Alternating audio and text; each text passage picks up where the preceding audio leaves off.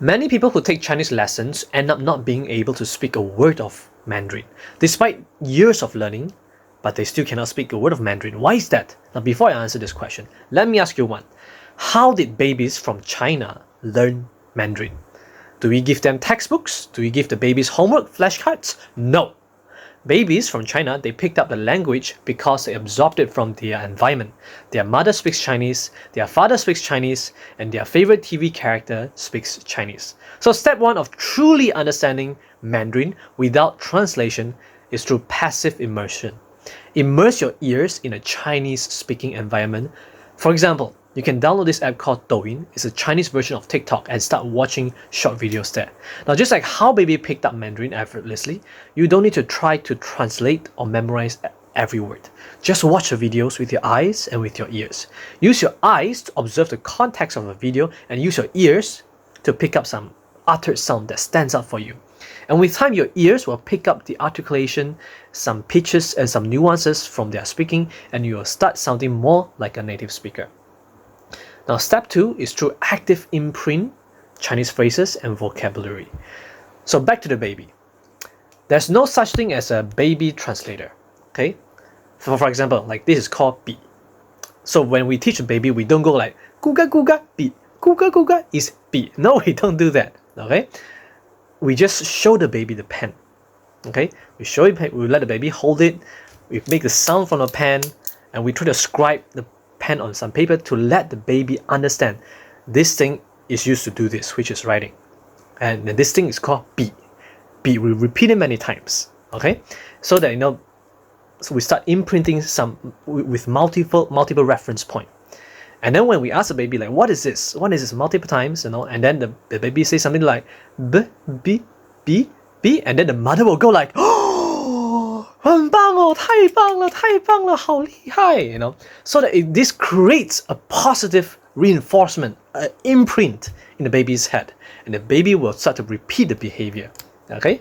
So that's giving it multiple reference point to understand it, and then also positive reinforcement to actively imprint vocabulary and phrases in your brain. So for example, I use this imprint method on myself when I travel in Turkey.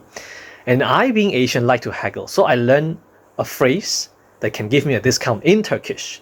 So I decided to walk up a scarf merchant in Istanbul, and I told the scarf merchant, said, hey, I want to buy a scarf for my mother.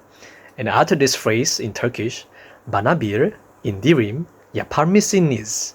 It means, can you give me a discount in Turkish? And the merchant was like, oh, you want a discount? Only for you. So then many years later, it's been many years ago, by the way, and until this day, I still remember this stupid phrase because of that positive reinforcement from that scarf merchant.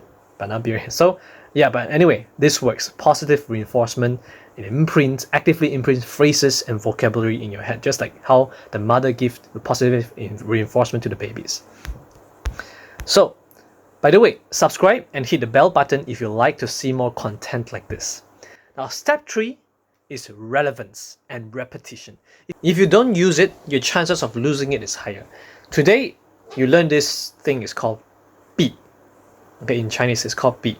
But if you stop using this knowledge, your brain will think it's not very important and will start to dump that memory. So every day, just spend 5 minutes and just voice record yourself. Pull out your mobile phone and turn on the voice recorder and just record yourself speak Mandarin Chinese. Just try to speak any Mandarin that you remember, that you know, okay? So that you practice your muscle memory, your memory and your muscle memory in your mouth. So for example, you can record, this is called bi, right? This is something you learned today. This is called bi. Today, a weird Asian teacher from YouTube taught me this is called bi, okay? And yeah, just so on. You can mix it up with English and Chinese. If you, at the beginning, if you're not completely fluent yet. But if you know more words, you can start to incorporate more Chinese vocabulary or phrases.